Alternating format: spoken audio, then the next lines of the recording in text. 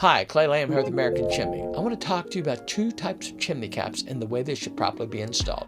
The single flute cap is like this. Let's say that's a 12-12. You put the properly fitted cap on. There's probably 15 or 20 different sizes. We'll put the properly fitted cap on. Next is we're going to actually put a silicone base on it, and we're going to put that cap on top, and we're going to snug in some bolts that have some little sharp points on them, and they bite into the flute top. And that cap's not going anywhere. Now the next one is what you think is called a multi-flute cap. It might cover the hot water heater, the furnace flute, and the fireplace flute. They're designed to be about 12 inches high, so they vent enough gases and smoke out of the system. The way we put those on is this. We actually normally drill a Tapcon screw in there.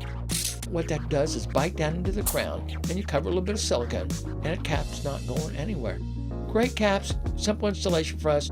You got to feel comfortable on top of the ladder. If you have any questions, give us a call, 662-4600. They're a great investment.